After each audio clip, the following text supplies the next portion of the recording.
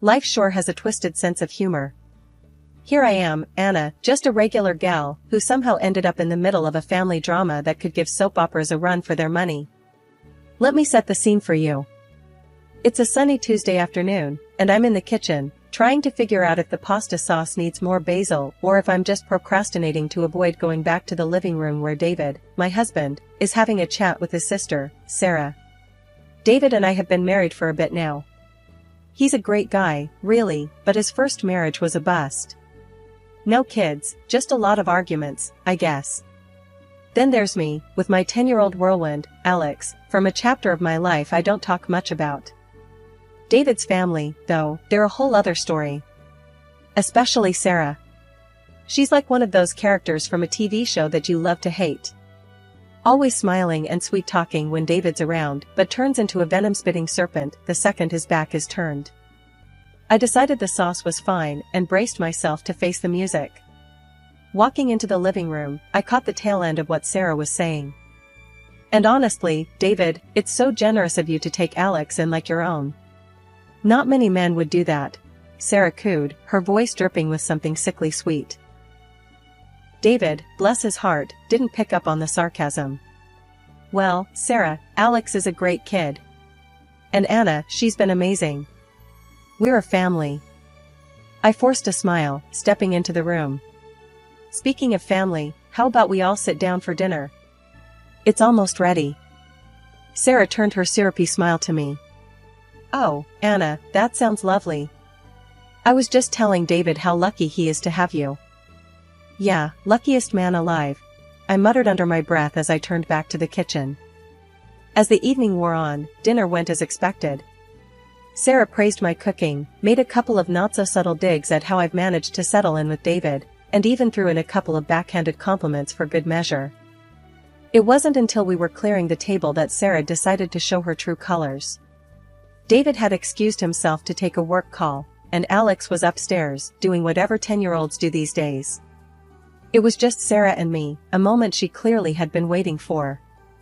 You know, Anna, it's funny, she started, leaning against the kitchen counter, a smirk playing on her lips. How you've managed to land a man like David. From a nobody to the lady of the house. Quite the upgrade, don't you think? I clenched my fists, trying to keep my cool. Sarah, I'm not sure what you're getting at. Oh, come on, Anna. We both know this is all just a big show for you. Playing the doting wife and mother. But we both know what this really is, don't we? A nice, comfortable setup. Her words stung, more than I wanted to admit. You know what, Sarah? I don't have time for this. If you've got something to say it to David. She laughed, a cold, harsh sound that filled the kitchen. Oh, I wouldn't want to burst your little bubble, Anna. Enjoy it while it lasts. But remember, I'm watching you. And sooner or later, everyone will see the truth.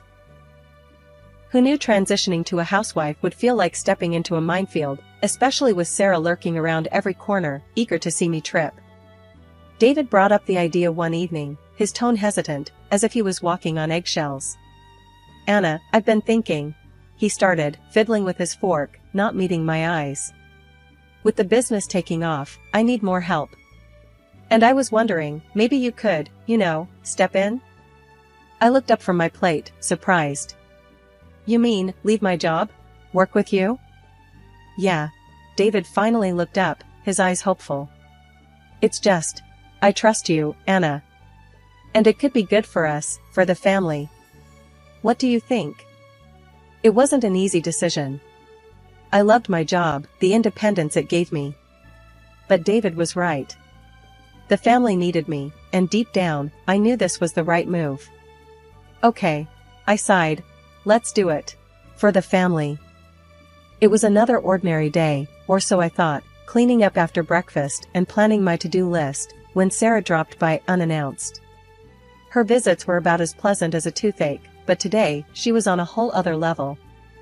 I can't believe you quit your job to play house, Sarah sneered the moment David was out of earshot. What's your angle, Anna? Gold digger much? I spun around, my blood boiling. Excuse me? I'm doing this for my family, Sarah, not that it's any of your business. Oh, please, she scoffed, rolling her eyes so hard I thought they might get stuck. You've got David wrapped around your finger. It's pathetic. Before I could unleash a comeback, David walked back in. What's going on here? He asked, eyeing us both. Your wife was just explaining how she's turned into the perfect little housewife, Sarah said, her voice dripping with venom. David's gaze flicked to me, confusion written all over his face, then back to Sarah. I don't like your tone, Sarah. What's your problem? Sarah huffed, puffing up like a blowfish. My problem? Your wife's a gold digger, David. She quits her job, and now she's living off you. Everyone sees it. That's when David lost it. His usual calm demeanor evaporated, and he turned to Sarah with a fire in his eyes I'd rarely seen. My office. Now, he barked, pointing towards the hallway. Sarah's mouth snapped shut, and she stomped off after David, shooting me a glare that could curdle milk. I was left standing in the kitchen, my heart racing, wondering what the heck was going to happen next. The shouting from David's office was muffled, but the intensity was crystal clear. Words like respect, family, and apology were thrown around, though who said what was anyone's guess. Then, all of a sudden, it went quiet. Too quiet. The kind of quiet that screams, something big just went down. My heart was in my throat as I waited, dreading and anticipating in equal measure. Moments later, the office door flew open, and out stormed Sarah, her face the color of a ripe tomato, eyes blazing with fury. She didn't even glance my way as she barreled past me and out the front door, slamming it so hard the windows rattled. David appeared in the doorway, looking like he'd gone 10 rounds, with a heavyweight. He sighed deeply and met my gaze. I'm sorry you had to hear that, Anna. But I've had enough of her disrespect towards you, towards us. I walked over to him, my earlier anger melting away. Are you okay? He wrapped me in a tight hug. I will be. We will be.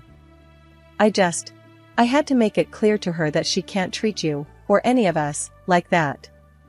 After that showdown, Sarah became a ghost in our lives. Days turned into weeks, and weeks into months, with no sign of her. It was like she'd vanished off the face of the earth, at least as far as our family was concerned.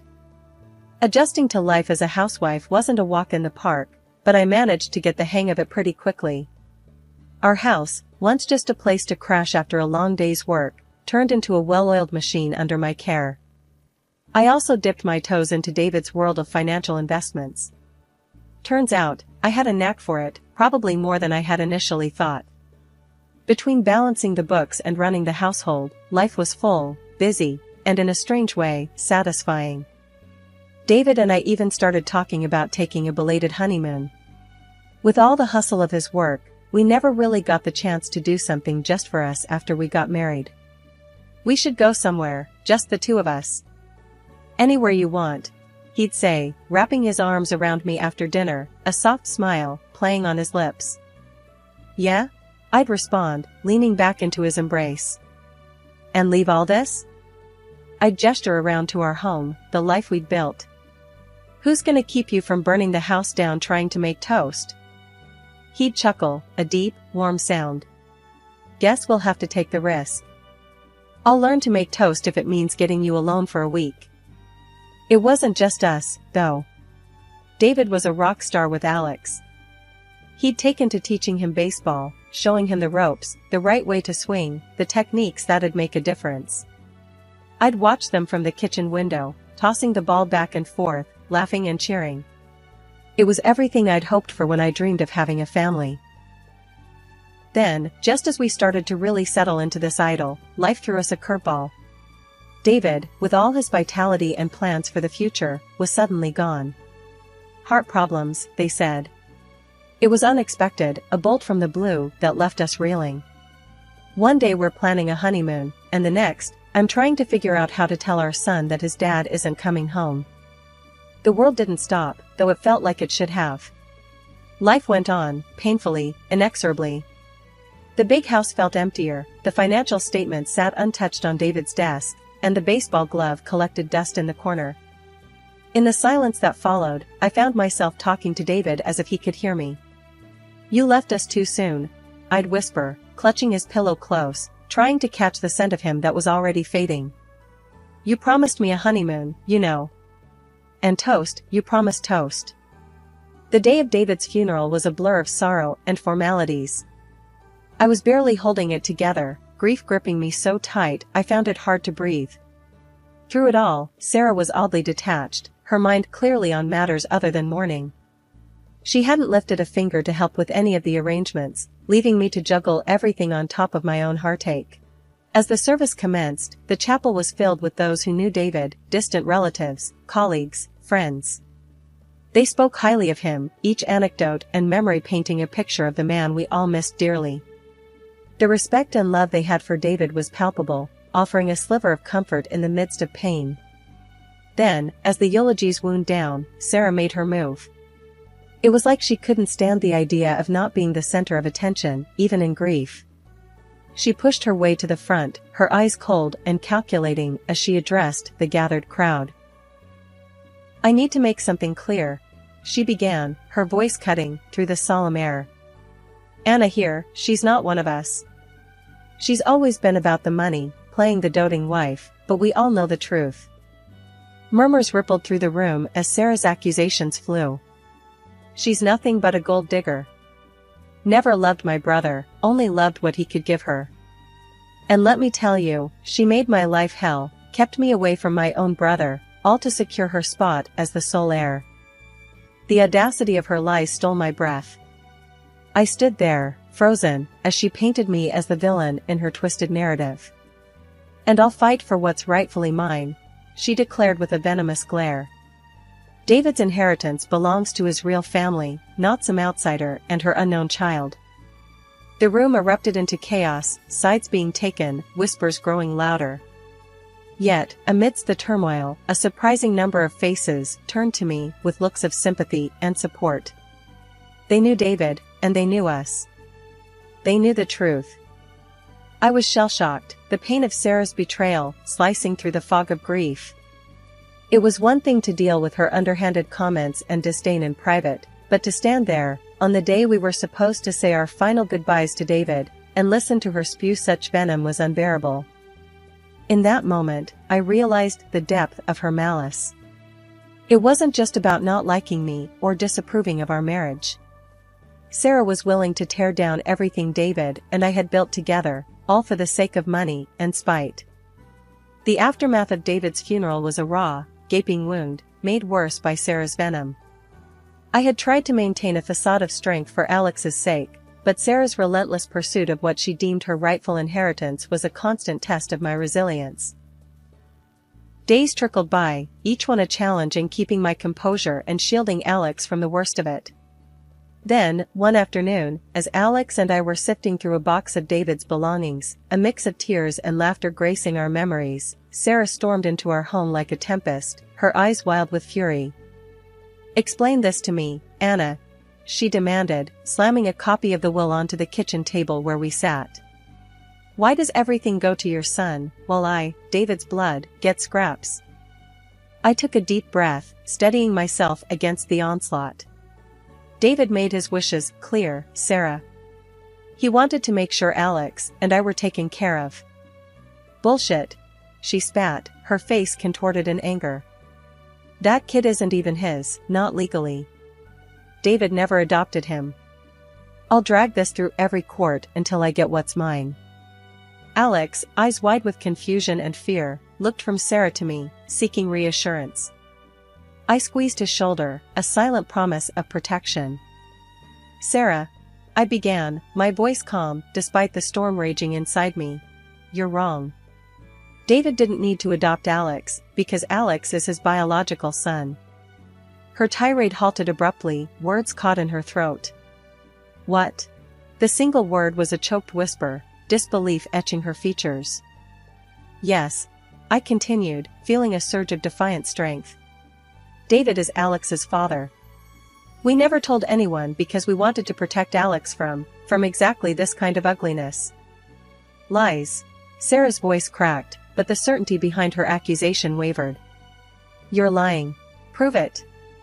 Without a word, I stood, my chair scraping against the floor. I retrieved the folder containing the birth certificate with David's name proudly listed as the father. I tossed them onto the table in front of her. Sarah's hands trembled as she picked up the documents, her eyes darting between the lines of irrefutable evidence. A myriad of emotions played across her face: shock, denial, and finally, a dawning realization of the truth. This can't be," she murmured, the fight draining from her as the reality of her brother's life, a life she thought she knew, crumbled around her.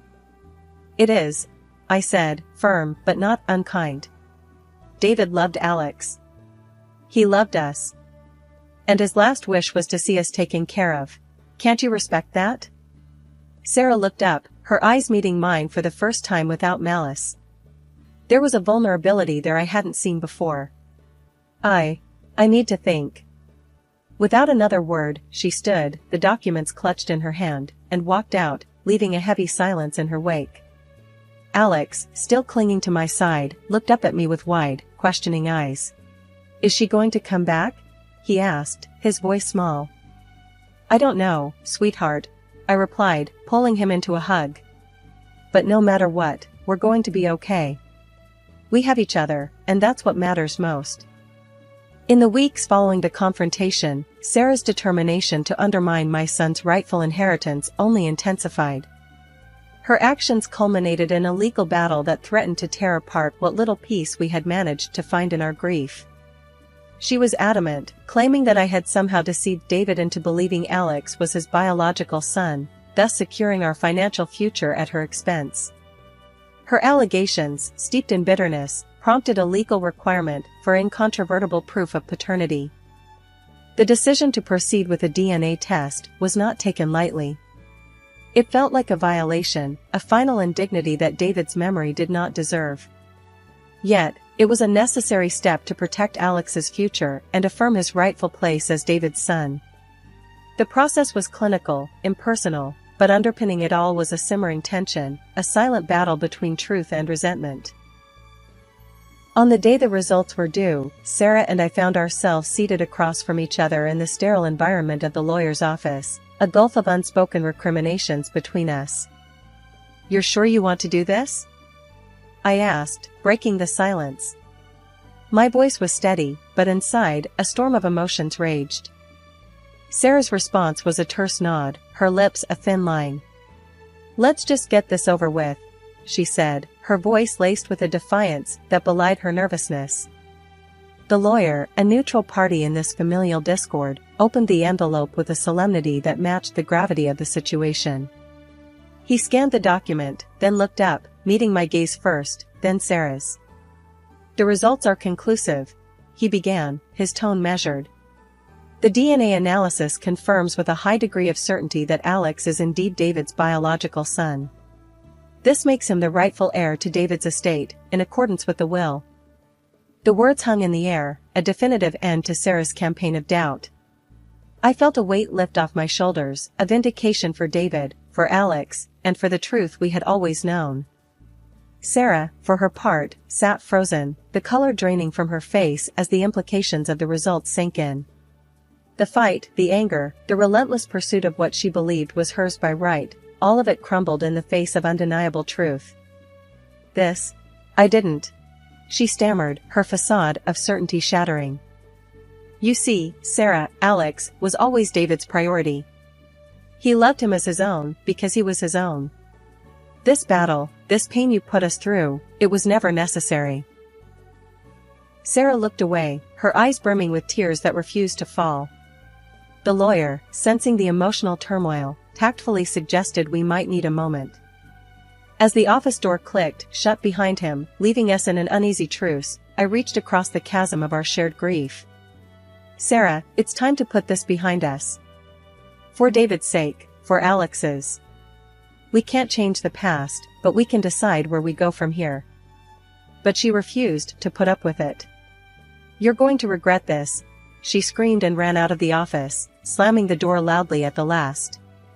Time marched on, relentless and indifferent to the void David's passing left in our lives.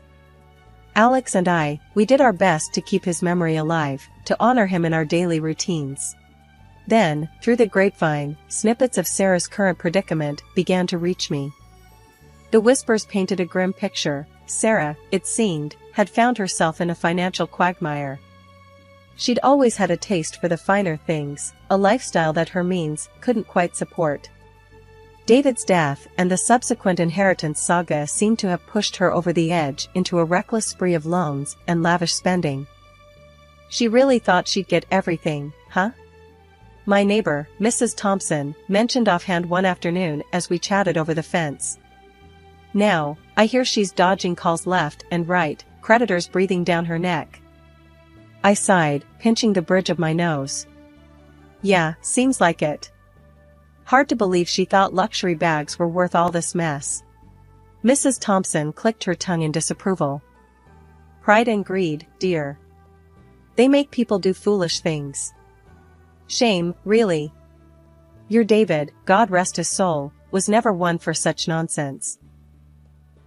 The news of Sarah's financial woes stirred a complicated mix of emotions in me. There was no pleasure in her misfortune, no sense of vindication. If anything, it was a tragic reminder of how deeply fractured our family had become in the wake of David's death. Months had rolled by since the whole inheritance drama settled down. Just when I thought peace had finally found its way back to us, my phone buzzed with a number I hadn't seen in a while. It was Sarah. Hearing from her after everything that went down was the last thing I expected. Curiosity, more than anything, made me answer. Anna, listen, I need your help. Sarah's voice came through, tinged with desperation I hadn't heard from her before. I couldn't help but let out a dry laugh. Help? Now that's rich, coming from you. Weren't you the one who said I wasn't family? What changed? She hesitated, then plowed ahead with her request. That was before. This is now. I'm in deep, Anna. I need to pay off these debts. We're family, aren't we? The audacity of her request floored me. Family? You've got a short memory, Sarah. When it suited you, I was nothing. And now, in your hour of need, we're suddenly relatives? It's not like that. She tried to interrupt, but I wasn't having any of it. No, it's exactly like that. You haven't changed a bit, Sarah. Still as self-centered as ever. You didn't think twice before dragging me and Alex through mud, and now you want help? There was a pause, a silence that spoke volumes. I could almost hear her scrambling for a comeback, any semblance of an argument that could sway me. I just thought. You thought wrong. I cut her off, my voice firm. You made your bed, Sarah. Now, you gotta lie in it. I've got my own family to look after, and frankly, you're not part of it. Not after everything. The line went quiet, and for a moment, I wondered if she had anything left to say. When she finally spoke, her voice was small, resigned. I see. I'm sorry, Anna. For everything. Sorry doesn't cut it, Sarah. Actions speak louder than words, and yours screamed. You'll figure your way out of this mess. Goodbye. Hanging up, I let out a long breath I didn't realize I was holding. It felt like closing the final chapter of a book filled with too much turmoil. Looking over at Alex, who was doing his homework at the kitchen table, I was reminded of what truly mattered. Who was that, Mom? Alex asked, his pencil pausing mid-sentence. Just someone from the past, honey. It's nothing to worry about, I assured him, offering a smile. He nodded, turning his attention back to his homework, and I watched him for a moment.